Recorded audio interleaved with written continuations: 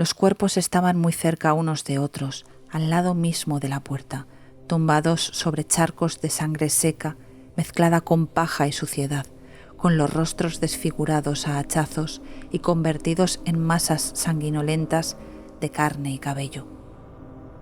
Los tres estaban cubiertos con sus respectivas ropas, lo que en las doncellas al menos era un dato de enorme relevancia. El doctor declararía muerte inmediatamente a una de las doncellas, identificada por alguno de los presentes como Petra Fernández Amores, natural de Moraleja y de 55 años. En cambio, la otra doncella, que alguien identificaría enseguida como Luciana Lorenzo González, natural de Casillas de Flores, Salamanca, y de 34 años, aún vivía. Luciana había recibido más de 20 hachazos en la cabeza. Se ensañaron con ella incluso más que con su compañera. Las lesiones eran demasiado graves y su fallecimiento solo era cuestión de tiempo, tal vez unas horas o a lo sumo unos días. Tampoco había esperanza de recuperar al bebé que albergaba en su vientre. En cuanto al criado, Manuel Martínez Rubela, de 40 años, conocido como el Portugués por ser natural de la aldea portuguesa de Souto, se encontraba en las mismas condiciones que Luciana. Estaba vivo, pero como ella, no por mucho tiempo. En el interior del almacén, el panorama era todavía peor. Allí solo había 2 cuerpos, pero eran los de 2 niñas, Baltasara Lanchas Lorenzo y Jacinta González Fernández, hijas respectivamente de Luciana y Petra, ambas de 12 años. También ellas tenían la ropa puesta y los rostros molidos a hachazos. El crimen había tenido lugar en la noche más especial del año en el pueblo, una noche de fiesta, de alegría y de diversión que sin embargo iba a ser recordada para siempre como la más trágica de toda su historia.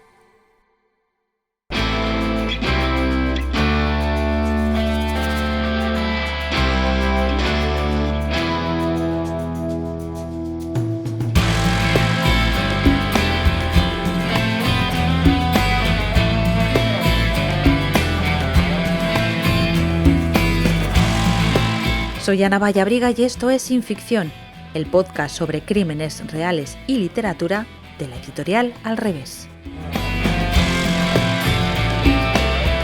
Un podcast donde los días 15 de cada mes hablaremos sobre libros de true crime y novelas policíacas.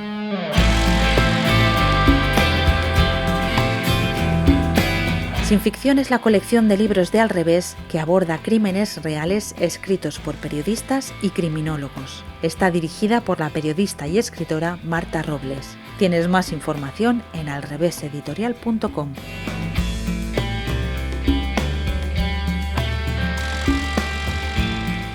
Soy Luis Rosso, nací en Moraleja, en Cáceres, en 1988. Soy licenciado en Filología Hispánica y en Filología Inglesa y publiqué mi primera novela en el año 2016, Aguacero, y desde entonces pues he publicado varias novelas más. Soy además el comisario del Festival Gata Negra, que se celebra en el mes de agosto en la Sierra de Gata, en Cáceres, y mi último libro es El crimen de Malladas.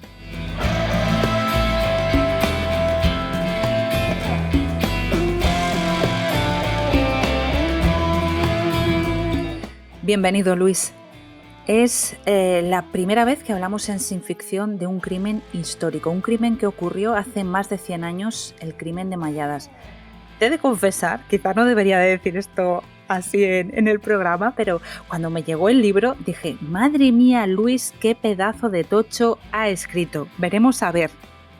Y te he de confesar que es que me lo he pasado genial, dentro de lo que se puede pasar genial leyendo sobre un libro tan duro como este. Pero es que es un libro que te lo bebes, literalmente.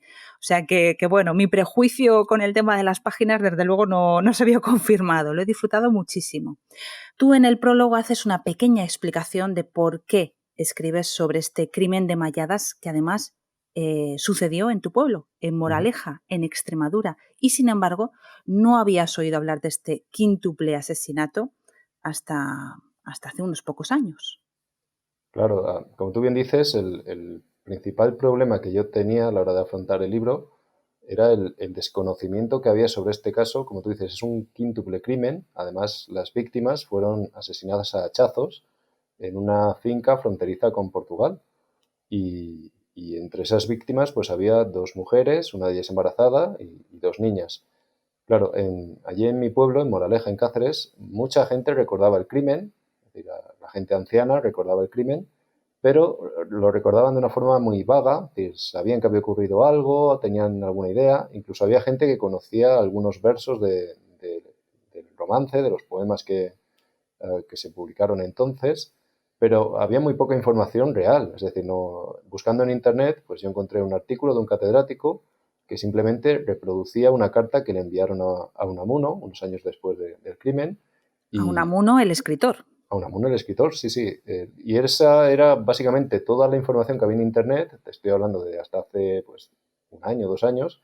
Toda la información que había en Internet sobre el crimen era eso, era un informe que le habían enviado a Miguel de Unamuno en el año 1918, uno de los abogados del proceso judicial, y que pues en el año 90 y tantos un catedrático pues simplemente se encontró ese informe y lo publicó en una revista especializada y bueno, pues ese artículo circulaba por Internet. Eso era toda la información que había sobre el crimen y en ese informe pues había muchos detalles, pero era pues al final era un informe muy incompleto, lleno de lagunas, de inexactitudes y lo que decía, al final yo en el año 2016 publiqué mi primera novela, obviamente pues en mi pueblo tuvo una acogida enorme y de a raíz de que yo publicara esa primera novela y de que todos los vecinos de mi pueblo pues me conocieran y mi pueblo tiene 7.000 habitantes, entonces bueno, es un pueblo grande pero en el fondo sigue siendo un pueblito pequeño. Todo el mundo me conocía y en ese año 2016 y el 2017 y 18 mucha gente me preguntaba que pues, si conocía lo del crimen de Malladas, si tenía pensado escribir sobre ello o si lo tenía pensado investigar.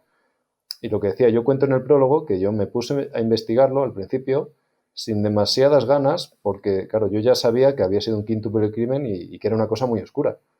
Pero me puse a investigarlo pensando que iba a ser un crimen local, de estos de la España negra, la España profunda, como el crimen de Cuenca, ¿no? Alguna cosa así. Pero bueno, luego el crimen de Cuenca fue también tiene mucha relación con este, pero que decía, yo pensé que iba a ser como pues un suceso muy local, en el cual, pues bueno, asesinaron a 5 personas, culparon a cinco campesinos del pueblo y ya está. Yo pensé que iba a ser como una cosa muy, muy gore, con mucho morbo, y a mí no me gustaba. Es decir, no me gustaba el tema, porque pensé eso, que digo, a lo mejor este tema me da para escribir un artículo en alguna revista o incluso algún tipo de libro histórico en una editorial pequeñita, regional. Esta era un poco la intención cuando yo empecé a investigar. Claro, lo que ocurre es que en el año 2019, que fue cuando yo ya empecé a investigarlo en serio, pues me di cuenta de que esto no era un asunto local, regional, no era una cosa pequeña. No, no, no. Al final lo de menos, el crimen, las 5 víctimas fueron la punta del iceberg. Todo el caso era pues un auténtico montaje policial que hicieron todas las autoridades de la provincia de Cáceres en contra de 5 campesinos que eran inocentes, que todos los indicios nos dicen que eran inocentes. Hubo una guerra entre las autoridades de Salamanca con las autoridades de Cáceres por la verdad. El juicio fue una farsa, se compraron testigos, se compró al jurado. Uh, por eso digo, y luego esto es el comienzo, es decir, esto es el crimen en sí, el proceso judicial, pero es que lo gordo vino después, con todo el tema de los abogados iniciaron una campaña. Pero espera, Luis. Estamos ya dando demasiada información. Vale, vale, vale, sí, Vamos sí, a sentar, me emociono. porque bueno, y lo entiendo, porque además es que es de tu pueblo. O sea, Claro, yo me imagino que estarás un poco esperando también la reacción de la gente de allí del pueblo, porque este crimen se cerró en falso. O sea, no se sabe. En la cárcel no fueron a parar los culpables. Pero vamos a empezar por el comienzo. Todo empezó la noche del 14 al 15 de julio de 1915, hace ya más de 100 años, en Moraleja, en tu pueblo, en plenas fiestas de San Buenaventura. ¿Qué pasó esa noche? pues eso es lo que me gustaría saber, a mí y a todos, pero el problema es que en el fondo sabemos el resultado de esa noche, pero no sabemos exactamente qué ocurrió. Y ese es justamente el kit del libro, es decir, el motivo de ser del libro es ese. En la noche del 14 al 15 de julio, como dices, era la fiesta del pueblo, de las fiestas patronales de San Buenaventura, y en esa noche, la finca de Malladas pertenecía a un conde, al conde de Malladas, que era uno de los condes, digamos, de las personalidades más importantes de España, que vivía en Madrid, era político y abogado y vivía en Madrid. Pues en una finca, ya digo, remota, en la frontera con Portugal, a unos 10 kilómetros del pueblo, del centro del pueblo, esa finca se quedó vacía porque todos los trabajadores, que eran unos 50 trabajadores, todos o casi todos se fueron al pueblo a la fiesta, se fueron de fiesta, incluyendo el administrador de la finca, es decir, el jefe de la finca, el encargado, para entendernos, el encargado de la finca también se fue al pueblo a la fiesta. Y en el caserío de la finca se quedaron solamente, pues lo que decía, un par de doncellas, un par de criadas y unos niños. Y solamente un hombre, que era un criado de la finca. Es decir, quedaron pues 4 o 5 personas.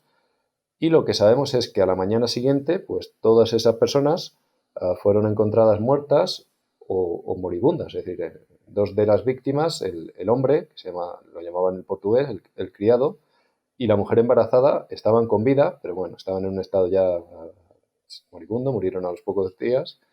Y ya digo, fue una masacre porque además a todas las víctimas las asesinaron a hachazos. ¿Quiénes eran las víctimas, Luis? Las víctimas eran, te decía, solamente había un hombre, que era un criado de la finca, que lo llamaban en portugués, se llamaba Manuel Martínez. Había dos mujeres, y de estas dos mujeres había una que estaba embarazada, no sé exactamente cuántos meses, pero bueno, estaba embarazada, y había dos niñas pequeñas, dos niñas de 12 años.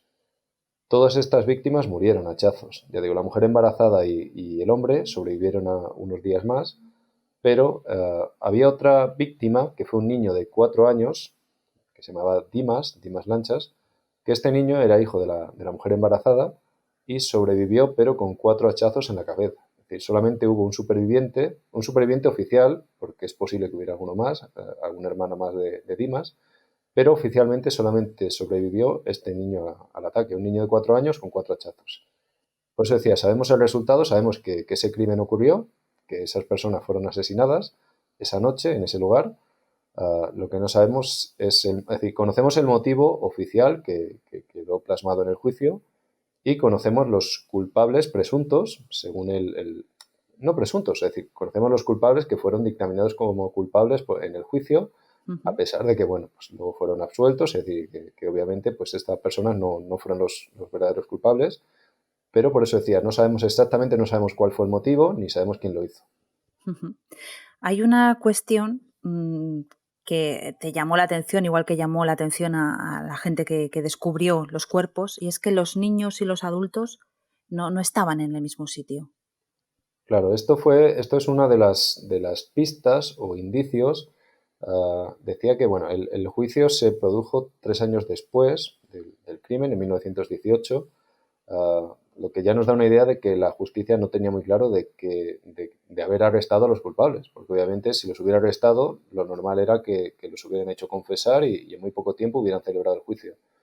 Pero digamos, el juicio se hizo 3 años después y ya los abogados defensores, los abogados que les tocó por el turno de oficio, que los abogados no eran familiares ni eran conocidos de los sospechosos, los abogados que recibieron el caso por el turno de oficio solamente unas semanas antes, estudiaron el caso y enseguida se dieron cuenta de que era, pues eso, era un montaje, era una farsa, que todo el caso que había, todas las pruebas que había contra los sospechosos se caían por su propio peso, es decir, no había pruebas de culpabilidad.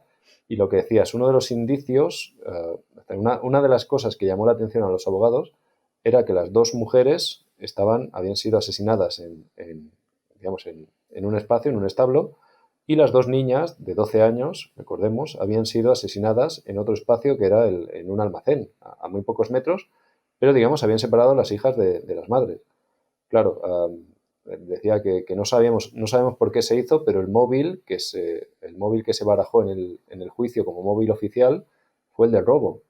Claro, no tenía mucho sentido separar a las niñas de las madres simplemente para entrar a robo. Bueno, para empezar, no tenía mucho sentido, organizar semejante carnicería si el objetivo de los ladrones era robar, ¿vale? Y además lo que robaron, ¿no? Porque las cantidades eran muy pequeñas. Sí, según las crónicas, ya digo, las cantidades varían según las fuentes, pero bueno, más o menos eran unas 100 pesetas, obviamente 100 pesetas de 1915, pues igual era un dinero que no serían 100 euros, a lo mejor eran, yo qué sé, pongamos que fueran 500 euros, 600, no lo sé, pero igualmente, pues nada, era una cantidad irrisoria para la época.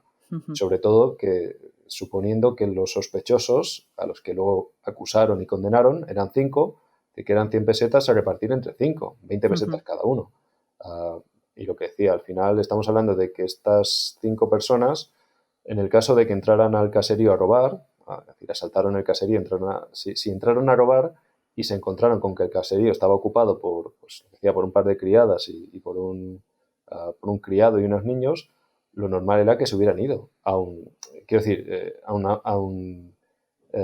aunque luego les fueran a detener y les condenaran, bueno, los condenarían por intento de robo o algo parecido, pero bueno, quiero decir, pero es que no era lo mismo eso que no organizar la carnicería que se organizó. Ujú. Entonces, claro, digamos, los abogados enseguida se dieron cuenta de que aquí la versión oficial que intentaban sostener las autoridades de la provincia de Cáceres hacía aguas por todos los sitios. Hablas de esos 5, de esas 5 personas a las que detienen. ¿Quiénes son y por qué las detienen? Pues estas personas son 5 campesinos de Moraleja, es decir, eran 5 personas del pueblo. Alguna de ellas, sobre todo una que se llamaba Jorge Bodón, una de ellas tenía muy mala fama en el pueblo, por lo visto tenía un carácter muy, muy irascible, era cazador furtivo y demás. Incluso familiares que hoy en día todavía viven, es decir, descendientes de esta persona, pues saben, es decir, todavía les ha llegado a sus oídos de que esta persona tenía muy mala fama. Y ya digo, entonces, esta persona, digamos, era como la cabeza de turco perfecta para endilgarle el crimen. Es decir, era el conejillo. Es decir, a esta persona le podían culpar y nadie podía salir en su defensa porque era una persona con muy mala fama. Pero ¿qué ocurre? Que ya digo, estos 5, a esta persona que se llamaba Jorge Bodón y a los 4 que le acompañaban, resulta que estaban segando en la provincia de Salamanca, en las fechas del crimen. Es decir, las autoridades, según parece, ya digo, aquí hay diversidad de fuentes, pero bueno, todo indica que sospecharon de estas personas porque al niño que sobrevivió, que se llamaba Dimas, le interrogaron Era y hijo de la mujer que estaba era embarazada. exactamente hijo de la mujer embarazada. Este niño Dimas, de 4 años, le interrogaron unas horas después de haber sufrido él los hachazos y balbució una palabra, simplemente dijo algo así como Lucio. Lucio, solamente esto, una palabra, Lucio. Y a partir de ahí, pues la Guardia Civil empezó a investigar y, claro, investigaron todas las personas que se llamaban Lucio en Moraleja y alrededores y llegaron a la conclusión, es decir, había un niño de 11, 12 años que se llamaba Lucio, ¿de acuerdo? Y el padre de este niño se llamaba Lucindo. Entonces la Guardia Civil ató cabos y dijeron, a ver, hay que interrogar a este hombre, a Lucindo, pero ¿qué ocurre? Que Lucindo no estaba porque Lucindo estaba en Salamanca, supuestamente en Salamanca, segando con este hombre, Jorge Bodón, que tiene muy mala fama. Esto ya digo, esto ocurrió en las pocas horas del crimen. Claro, la Guardia Civil, digamos, enseguida, lo que cuento yo en el libro, yo lo llamo la creación del relato, la Guardia Civil, las autoridades, el juzgado de instrucción de Coria en este caso, crearon un relato, es decir, crearon un relato a las pocas horas según el cual había 5 campesinos de Moraleja que se habían ido a Salamanca a segar para tener una coartada, que era mentira que estuvieran allí, según ellos, era una coartada para supuestamente haber entrado en el caserío, asesinar a esas personas para robar lo que hubiera en la finca de Malladas. Ya digo, la Guardia Civil lo tenía como la Guardia Civil, las autoridades, el juzgado y demás, a muy pocas horas tenían ya construido el relato y era un relato perfecto. En principio parecía que no tenía fisuras porque tenían como sospechoso una persona con mala fama, que era Jorge Bodón, y tenían a otro sospechoso cuyo nombre, Lucindo, era muy parecido al Lucio que supuestamente había dicho el niño de 4 años. Y todo Ujú. estaba como preparado para que estas personas fueran culpables. Esto era lo que decía las autoridades de Cáceres. Pero claro, Exactamente. ¿qué pasa en Salamanca, donde estaban trabajando estas personas? Es que este fue el problema, es decir, lo normal en esta época hubiera sido, quiero decir, lo normal en esta época, estamos hablando de los años 10, en la década de 1910, era una época en la que el sistema de justicia, pues bueno, era completamente corrupto. Hablaba antes del crimen de Cuenca, pues ese es el ejemplo paradigmático, ¿no? De cómo pues las autoridades arrestaban a unas personas, las torturaban, las hacían confesar de crímenes que no habían cometido, ¿vale? Entonces, lo que decía, las autoridades de la provincia de Cáceres crearon un relato en muy poquitas horas, en un tiempo récord, según el cual 5 campesinos del pueblo habían salido de Moraleja, habían salido del pueblo solamente para preparar una coartada para luego entrar en el caserío y robar. Pero ¿qué ocurre? Que estas personas que estaban en Salamanca, lo normal hubiera sido que simplemente que al día siguiente las hubieran arrestado, allí en la provincia de Salamanca, en un pueblecito, las hubieran arrestado, las hubieran torturado y hubieran confesado el crimen, y se acabó. Quiero decir, esto hubiera sido lo normal, y ya digo, tenemos ahí el crimen de Cuenca como ejemplo paradigmático, pero ¿qué ocurrió? Que estas personas las buscaron en Salamanca, pero las autoridades de Salamanca y numerosos testigos de allí dijeron que estas personas no podían ser culpables porque habían estado allí segando en las fechas del crimen. Es decir, las autoridades y vecinos de varios pueblos de la provincia de Salamanca salieron en defensa de estos 5 sospechosos. Claro, los sospechosos se entregaron, al cabo de unas semanas, cuando descubrieron que les estaban buscando y tal, se entregaron, pero llevaron consigo un papel en el que, pues lo que hacían, en el que los testigos y juzgados de allí, de la provincia de Salamanca, atestiguaban su inocencia. Claro, aquí es donde, digamos, se empezó un poco a desmontar el relato creado por las autoridades de Cáceres. Porque, claro, tenían a los 5 sospechosos, los capturaron, los tenían bajo arresto, pero estos sospechosos tenían testigos y tenían papeles firmados por autoridades de la provincia de Salamanca que decían que ellos no eran culpables. José María Grimaldo es un pastor de 28 años de Tres Juncos, en Cuenca. Sufría burlas por parte del mayoral y del guarda de la finca en la que trabajaba. Al parecer era un hombre con cierta discapacidad intelectual. El 20 de agosto de 1910, José María vendió unas ovejas de su propiedad y desapareció. En el pueblo se corrió el rumor de que alguien le había asesinado para robarle lo ganado en la venta. La familia acusó al mayoral y al guarda, conocedores de las burlas a las que sometían a José María. Los acusados fueron interrogados y puestos en libertad por falta de pruebas.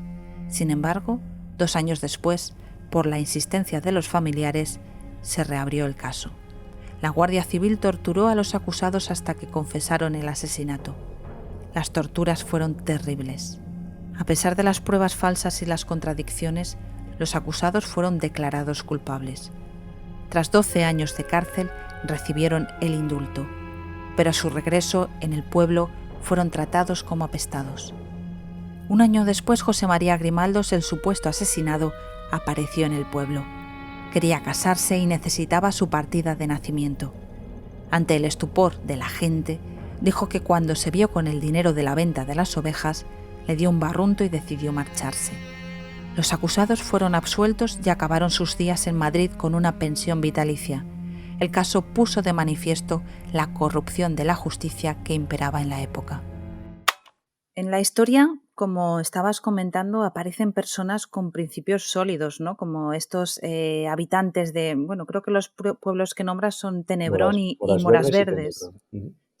Y sobre todo Eugenio Pérez, ¿no? Que es esa persona que contrató a estos 5 agricultores o estos 5 jornaleros.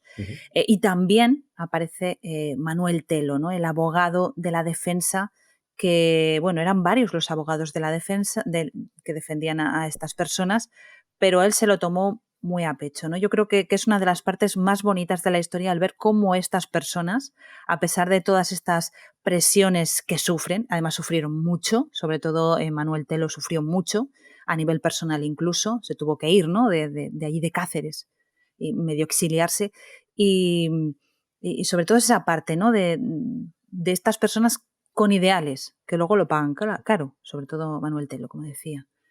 Claro, esto es justamente la parte oscura de la historia, pues es esta, cómo las autoridades de la provincia de Cáceres, autoridades políticas, judiciales, cómo hicieron un montaje para acusar a 5 inocentes. Esta es la parte oscura, pero luego está la otra parte de la investigación, que es la parte de lo que tú decías, de cómo hay gente, en este caso, pues Eugenio Pérez, que es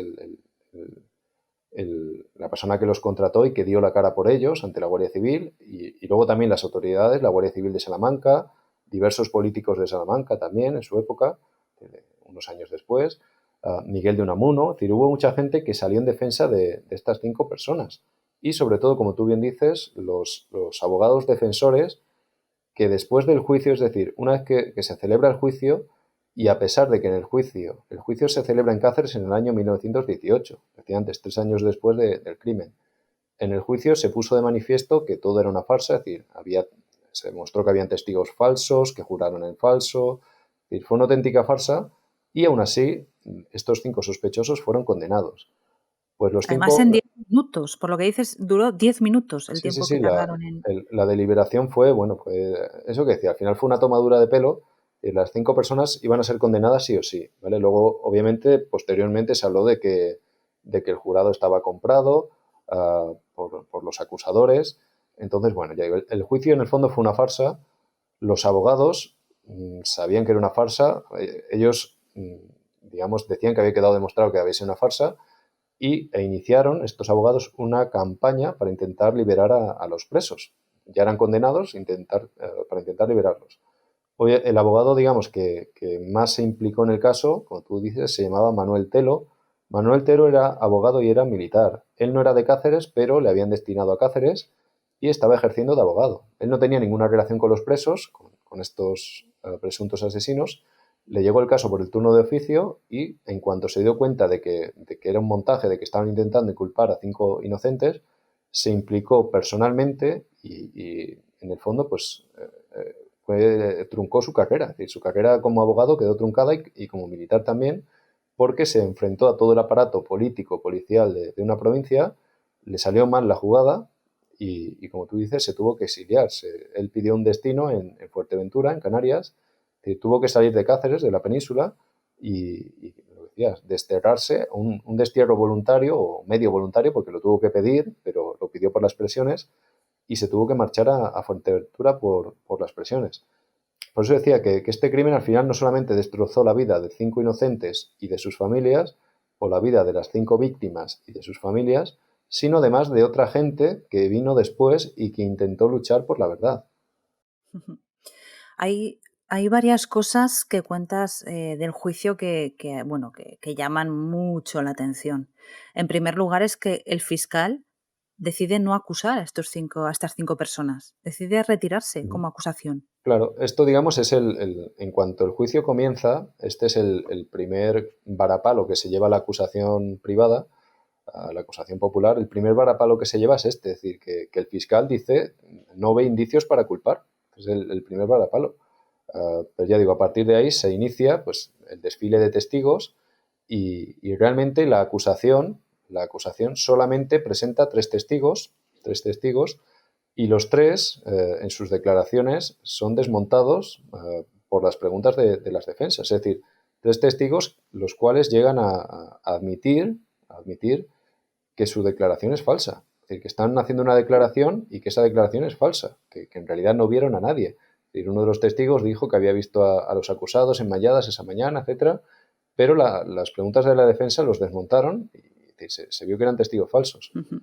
Y el otro testigo, el otro testimonio que había para culparlos era el testimonio de una de las víctimas, de la mujer embarazada, Luciana Lorenzo, que a esta mujer le hicieron un interrogatorio por gestos en su lecho de muerte, poco antes de morir, le hicieron un interrogatorio por gestos, a pesar de que esta mujer llevaba 20 y tantos hachazos en la cabeza.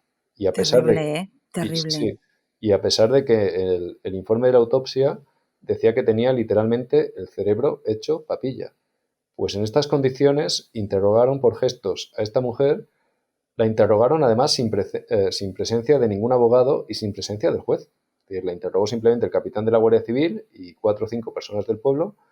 Mediante gestos le fueron diciendo nombres, entre ellos pues los nombres de dos de los sospechosos, y se supone que ella simplemente asintió con la cabeza al escuchar los nombres de 2 personas.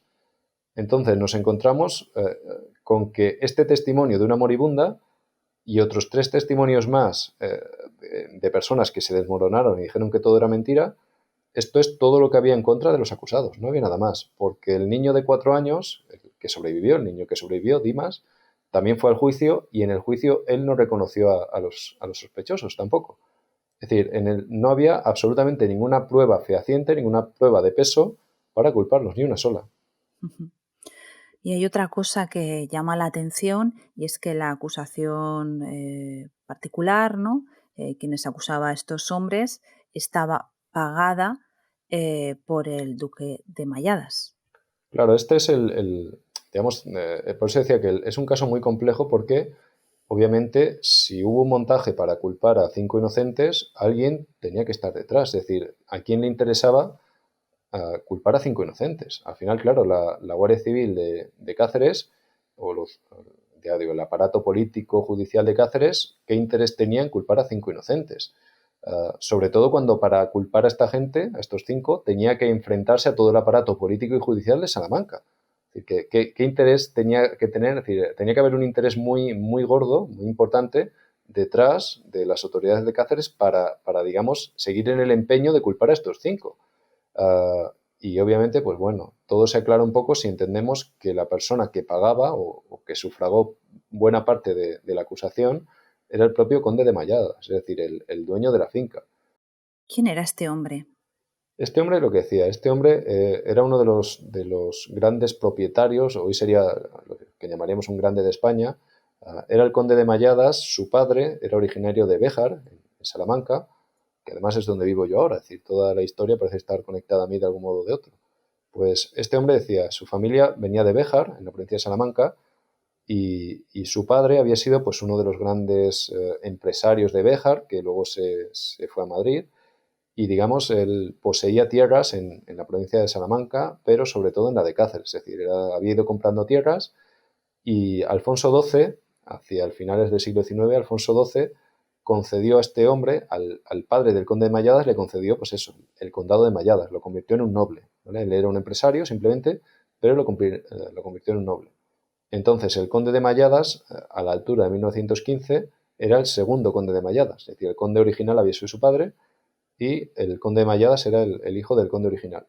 Pero lo que decía, este hombre era abogado, político, era ya senador vitalicio, ¿de acuerdo? Entonces, claro, era una de las personas más ricas y más importantes que había en España en aquellos años. Estoy llamando yo todo el rato duque, yo creo que lo he ascendido, no entiendo mucho Sí, de... no, yo tampoco demasiado, pero bueno, este hombre sí que lo conociera, era conde de Malladas. Se queda en conde. Bueno, Mm. de hecho cuentas en el libro el final de la historia, ¿no? de esta familia y la verdad es que, bueno, que lean el libro, pero digamos que no les fue muy bien. Em, Aquí también hay otra cosa que es muy interesante y es el papel que jugó la prensa y lo que habías comentado al principio, ¿no? Esas coplas que de repente se van cantando y se van pasando, en las que en un primer momento lo que se hace es, acusar directamente a estos 5 desgraciados. Claro, sí, yo lo que cuento en el libro es eso, que una vez que se produce la condena, es decir, en el año 1918, estas 5 personas son condenadas a cadena perpetua, que esta era otra. Ellos debían Mm. haberlos condenado a la pena de muerte, pero bueno, le rebajaron la pena porque el acusador al final, bueno, quitó el agravante de alevosía y solo les condenaron a cadena perpetua. Pero bueno, Esto paréntesis, porque claro, tendrás, en el libro se habla de esto, pero claro, ujú, alevosía, con hachazos, no claro. sé cómo se llama lo que utilizaron, Sí, el se llaman segurejas, unas hachas segurejas. pequeñas. Ujú. Claro, a O ver, sea, ellos quitaron el agravante porque obviamente el abogado acusador, es decir, la acusación, en vista de cómo había ido el juicio, se dio cuenta de que todo, es decir, la farsa, el montaje se le estaba cayendo a pedazos, todo era demasiado obvio que era un montaje, y si pedían la pena capital, si pedían la pena de muerte para los 5 acusados, podía ocurrir que el jurado, a pesar de estar comprado o a pesar de estar coaccionado presuntamente por la acusación, podía ser que el jurado se echara para atrás. Claro, estamos hablando de que el jurado, sobre el jurado recae la responsabilidad de condenar a muerte a 5 personas. mm, ¿Qué ocurre? Que en el último momento, en la petición de pena, el último día del juicio, la acusación retiró el agravante de alevosía para que el jurado, digamos, dijera, mira, pues no los vais a condenar a muerte, solamente los condenáis a cadena perpetua. Entonces, bueno, el jurado seguramente se vio menos presionado y, digamos, claro, digamos, no todo el mundo sería muy partidario de condenar a alguien a muerte, sabiendo que es inocente. mm. Condenarlos a cadena perpetua, pues bueno, si les habían sobornado o les estaban presionando, pues bueno. Y lo que decía, que estas 5 personas fueron condenadas a cadena perpetua y a partir de ahí se inicia, lo he comentado antes, el tema de la campaña, se inicia una campaña por parte de los abogados para intentar demostrar la inocencia de los presos y obviamente para demostrar que había habido un error judicial. Y esta campaña es una batalla real en varios frentes. Por un lado es en el frente judicial, es decir, se presenta un recurso de casación. Por otro lado es en el frente de la gente, de la calle, es decir, la acusación empezó a distribuir coplas, a distribuir romances en los que se daba la versión oficial, según la cual estos 5 acusados eran culpables. Pero a su vez los abogados difundieron panfletos en los que contaban todo el caso para intentar demostrar su inocencia. Uno de los que estuvo, uno de los abogados, ¿no? De la acusación fue Emilio Herrero Esteban, que era abogado, obviamente, y dueño o director del diario El Bloque. Que bueno, yo no soy de Cáceres, pero por lo que dices en el libro y he escuchado en otras ocasiones, este Emilio Herrero Esteban era una especie de prohombre, ¿no? Muy querido dentro de Cáceres, un político. Y sin embargo, tiene este lado un poquito, digamos, tenebroso, porque participó en esta farsa de una manera muy activa. Bueno, Emilio Herreros Esteban hoy en día tiene una calle en Cáceres. Es una calle muy pequeñita, pero tiene hoy en día una calle. Murió en el año 60, 60 y tantos, que murió hace relativamente poco. Y lo que decías, este hombre era una personalidad importantísima en toda la provincia. Era el director de un diario, además era un abogado y además era uno de los líderes, el líder del Partido Liberal de la provincia de Cáceres. ¿De acuerdo? Era el segundo líder, el primero era bueno, era el diputado que había en las Cortes, pero él era la segunda persona del Partido Liberal. Por tanto, estamos hablando de que el abogado acusador era una personalidad de primer orden de la provincia de Cáceres. Entonces, claro, esta persona tenía toda la influencia para no solo mover a su favor, lo que decíamos, el aparato político y judicial, sino también el aparato mediático, porque, ya digo, después de la condena se inicia un auténtico, hoy en día sería lo que llamarían lo de los fake news, ¿vale? Se inicia una auténtica guerra, una batalla de comunicados y de cartas y de noticias en las cuales se van enfrentando los abogados defensores con la acusación. Es decir, y es una pelea pública, yo lo llamo una guerra por el relato. Hoy en día, en términos modernos, sería eso, sería una guerra por el relato, de cómo ellos, los abogados defensores, van desmontando las mentiras que todavía intenta propagar la acusación. Claro, hasta que, ya digo, es una auténtica bestialidad porque es que tenemos ahí en los diarios de la época, pues es una auténtica, una guerra de cómo se van echando los trastos a la cabeza, es decir, cómo se van, digamos, desmontando todas las mentiras que se han ido creando a lo largo de 3 años. Ahí en el libro, como tú dices, empieza todo ese periplo, ¿no? De esa lucha por el relato, pero ese periplo sobre todo de los abogados, ¿no? Que ahí es donde entra la carta que manda Manuel Telo a Unamuno para que les apoye en esa causa, ¿no? De que se sepa que todo eso ha sido una farsa y de que hay inocentes en la cárcel. Claro, el documento de que hablábamos al principio, es un documento que escribe Manuel Telo, el abogado, en el momento en que él se tiene que exiliar a Fuerteventura. Digamos, lo que hace es tirar como un flotador a ver si puede salvarse, y lo que hace es escribir un informe a Miguel de Unamuno y se lo manda por carta a Miguel de Unamuno, y ese informe se conserva, está en la Casa Museo de Unamuno de Salamanca, pero, ya digo, esto fue en 1918, justo después del juicio, pero parece ser que Unamuno o no leyó ese informe o al menos no respondió. Es decir, Unamuno en 1918, Unamuno no le dijo nada a Manuel Telo.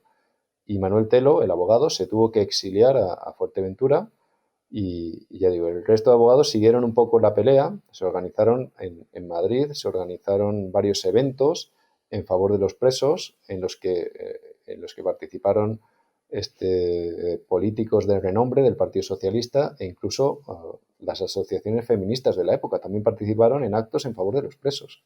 Sí, toda esa parte es muy interesante porque si algo tiene, bueno, que a mí me parece un plus muy importante el libro, es todo ese contexto histórico tan, bueno, entre repúblicas, la dictadura de Primo de Rivera, es que era un momento tremendo y lo explicas muy bien y se entiende muy bien el por qué quizá Unamuno no dio una respuesta en un primer momento para darla más adelante, para implicarse, porque Unamuno se implicaba bastante, por lo que cuentas en el libro, era una persona muy activa, ¿no? Dentro de la sociedad, digamos, de señalar las injusticias.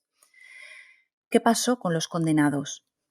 Pues los condenados, pues nada, ellos, ya digo, a pesar de que 4 años después de su condena, lo que decías, que incluso Miguel de Unamuno empezó a escribir artículos y organizó actos en su favor. Como tú decías, Unamuno tardó 4 años en implicarse en la causa, en hablar en favor de los presos. Yo en el libro doy una hipótesis de por qué tardó tanto en hablar, que era bueno, un enfrentamiento personal que él tenía con un político de Salamanca. Pero bueno, digamos que Unamuno tardó 4 años en hablar y a pesar de que incluso Unamuno, que era en aquellos años, era digamos, seguramente después del rey y de algún ministro, la mayor personalidad política, pública y cultural que había en España era Unamuno. Pues a pesar de todo, a pesar de todos los intentos de Manuel Telo, de todos los abogados, incluso de Unamuno, los 5 acusados, pues no hubo forma de liberarlos. Es decir, estaban en prisión, fueron condenados y se mantuvieron en prisión hasta el año 26, si no me equivoco, sí, el 26. Pero ¿qué ocurre? Que digamos, sí que fueron liberados, es decir, no cumplieron cadena perpetua, pero fueron liberados de una forma un poco, digamos, hoy en día casi que sería graciosa si no fuera por todo lo que conllevó. Pero bueno, en total pasaron unos 12 años en prisión. Ujú. Sí, bueno, y sus vidas, pues nada, continuaron en el pueblo, imagino, ¿no? Una vida. Bueno, hubo Sí, alguno que tuvo un final un poco sí, épico, pero eso ya. eso te iba a decir. De hecho, bueno, no te he querido contar cómo fue la liberación, pero bueno, digamos, simplemente la liberación, es decir, al final les dieron una rebaja de la pena, una conmutación de pena. No fue un indulto como tal, sino una conmutación, pero bueno, la conmutación la firmó Sí. el rey Alfonso XIII y el rey Alfonso XIII, por tanto, llegó a conocer este asunto. Yo en el libro te explico, aparte lo he descubierto, uno de estos descubrimientos increíbles del libro, es cómo el rey Alfonso XIII llegó Mm, a conocer sí. este caso. Es decir, el rey Alfonso Mm, XIII conoció este caso y fue él personalmente, el rey Alfonso XIII, el que los liberó. ¿De acuerdo? Es decir, ujú. no hubo nadie más. Además, in extremis, porque poco tiempo después Exactamente, sí. Los entró la dictadura. liberó, sí, unos días antes de la dictadura de Primo de Rivera. Fue seguramente uno de los últimos actos que hizo Alfonso XIII antes de la dictadura de Primo de Rivera fue liberar a estos. No liberar, porque él firmó la conmutación en el año 1923 y todavía tardaron 3 años más en ser liberados. Pero bueno, firmar la conmutación fue uno de los últimos actos que hizo el monarca antes de la dictadura. Sí, que al final fue abrirles estos pobres hombres, ¿no? Abrir la puerta y dejarles salir Ujú. y ya Y ya está. digo, luego la vida que llevaron ellos, bueno, una de los lagunas que tengo yo en la investigación es que no sé exactamente en qué prisión o prisiones estuvieron. Todo indica que fue en la de Santoña, en Cantabria, en Santoña. Pero bueno, no está muy claro si fue en Santoña o fue en Cádiz, en el penal del puerto de Santa María. Pero bueno, o pudo ser un tramo de la condena en cada una. Pero bueno, Mm. en cualquier caso, esta gente llegó al pueblo, es decir, llegó de vuelta al pueblo. Y como tú bien dices, hubo uno de ellos que tuvo un final casi casi apoteósico, o digamos que volvió a salir en la prensa unos años después con el final Es que que tuvo. he de Ah, decir que Moraleja era un pueblo, y espero que se haya calmado, pero era un no, no, pueblo como muy conflictivo. no se ha calmado. De hecho, bueno, te he dicho antes, yo soy el comisario del Festival Gata Negra, que se celebra allí en Moraleja. Y si, claro, se hace un festival de novela negra en ese pueblo es por algo, porque todavía arrastramos esa mala fama bueno, sí que es verdad que todavía, hoy en día todavía el pueblo sigue arrastrando esta fama pues una mala fama de ser un sitio donde abunda mucho el crimen, la droga y demás. Tiene que ver más bien con los años 60, 70, 80, porque bueno, llegó la droga allí a Moraleja, pero bueno, Bueno, como a tantos digamos, sitios, claro, por por eso, pero, desgracia. por eso, pero bueno, sí que es verdad que todavía arrastra un poco yo digo que parece una ciudad del oeste, una ciudad sin ley, porque bueno, llegó a partir del crimen, luego, pues bueno, en la guerra civil también hubo una serie de muertos, también relacionados de algún modo u otro con el proceso judicial de Malladas. Y lo que decías, los cinco acusados que luego fueron condenados y que al final fueron liberados, insisto, por conmutación de pena firmada por el rey, es decir, que el rey conocía su caso. Estos 5 regresan al pueblo y ya digo, hubo uno de ellos que tuvo un final muy abrupto y muy trágico, y luego hubo otro que tuvo el final apoteósico del que decía, pero los otros 3, digamos, llevaron una vida pues completamente anodina, es decir, y esto es, en el fondo, esto de que los tres de los condenados siguieran viviendo sus vidas durante décadas después del crimen allí en el pueblo, en el fondo casi es lo más llamativo, porque estamos hablando de que personas que eran inocentes, que sabían que eran inocentes y sabían que habían sido condenadas por un crimen que no habían cometido, no hablaron públicamente del tema. Claro, estamos Sí, además hablando. tenían que convivir con la gente que les había acusado falsamente y con... Exactamente, sí, sí, es que por eso digo que yo lo digo que al final, una vez que vuelven al pueblo, es como que siguen viviendo, bueno, ellos y sus familias son marginados, son como unos apestados, pero claro, estamos hablando de que ellos llegan al pueblo en el año 26, en plena dictadura de Primo de Rivera todavía. Es decir, no era momento, digamos, para hacer declaraciones públicas o para enfrentarse al aparato político, judicial. Aparte que eran tres jornaleros, es decir, eran Mm, jornaleros, no podían ellos tampoco, no tenían medios para acudir a un periódico y nadie les iba a escuchar.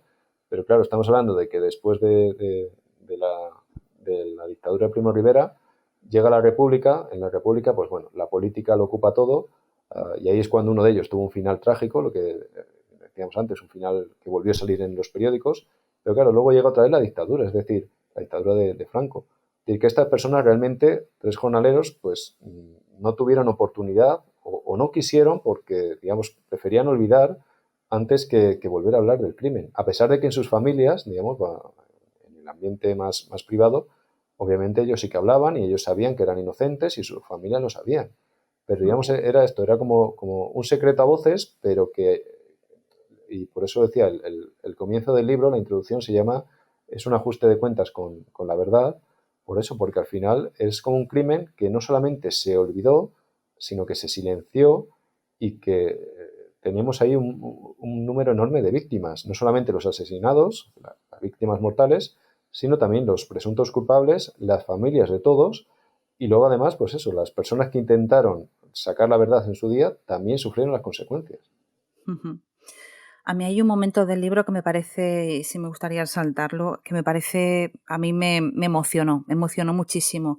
Y es cuando uno de estos, no recuerdo el nombre, pero bueno, de estos declarados culpables, ¿no? De Mm. estos pobres hombres, para en el pueblo de Moras Verdes para agradecer a la gente del pueblo que les hubiera apoyado, a pesar de no haber conseguido nada, pero el que les hubiera apoyado. A mí ese momento me parece, a mí me Ujú. emocionó, me Claro, emocionó.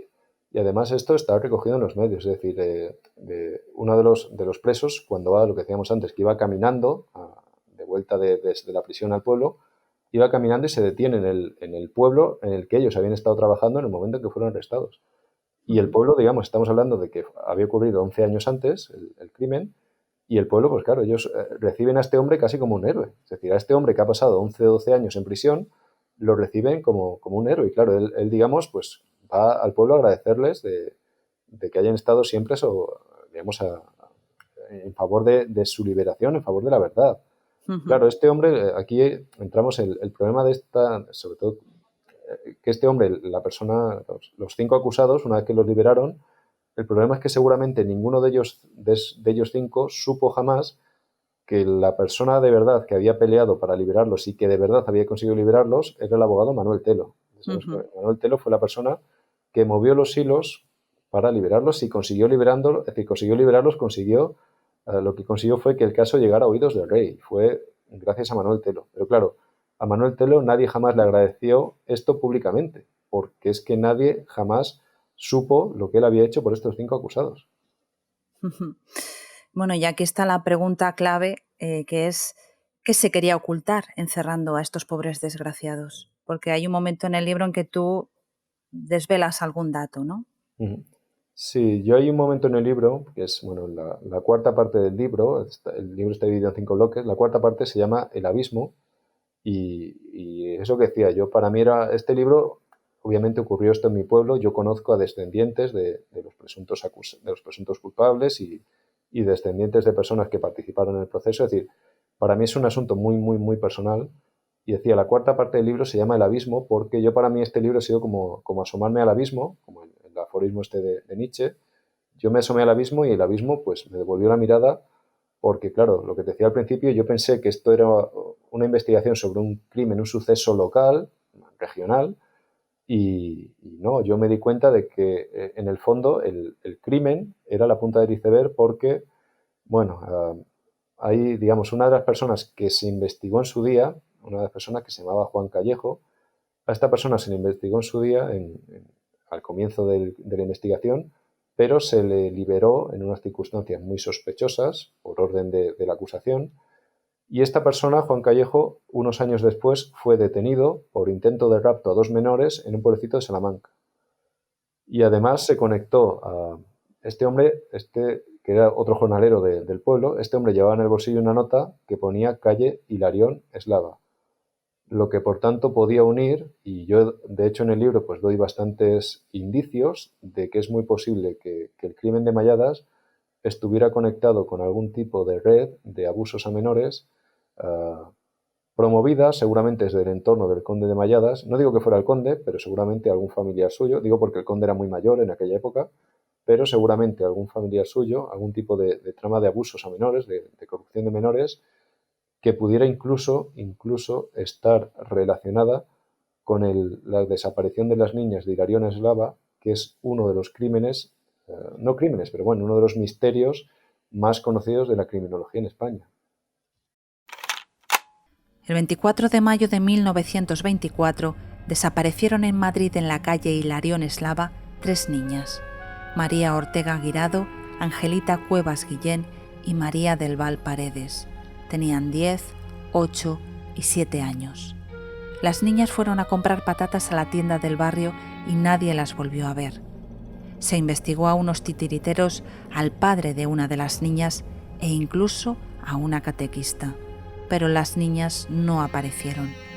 4 años más tarde, durante unas obras en la calle, se encontraron enterrados los cadáveres de las niñas desaparecidas. La versión oficial fue que las niñas habían muerto al refugiarse en una cueva que posteriormente se había derrumbado. Algunos expertos señalaron que esta explicación carecía de fundamento. Sin embargo, ahí terminó la investigación. Según la policía, se trató de un terrible accidente. ¿Has quedado satisfecho? ¿Crees que has conseguido lo que querías con el libro? Obviamente son más de 3 años investigando y yo he quedado muy satisfecho hasta cierto punto. Es decir, yo estoy satisfecho porque yo he investigado y he sacado a la luz todo lo que yo creo que se puede sacar, es decir, todo lo que yo he investigado. Y si hay algo que he sacado a la luz, toda la verdad que se puede sacar mediante la investigación, visitando archivos, haciendo entrevistas, consultando biblioteca. Yo no puedo llegar más lejos con los medios, con las posibilidades que tengo. No lo sé si a raíz de la publicación del libro habrá alguien que encuentre alguna pista nueva, algún indicio nuevo que pueda añadir mucha más información. Ojalá ocurra. Yo estoy satisfecho en ese sentido de habernos acercado un poquito a la verdad.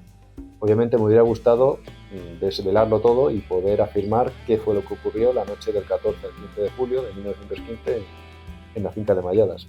Pero no lo sé porque no sé exactamente lo que ocurrió. Recordad el crimen de Malladas. Muchas gracias, Luis. Gracias a ti. Si no quieres perderte ningún episodio, suscríbete al podcast.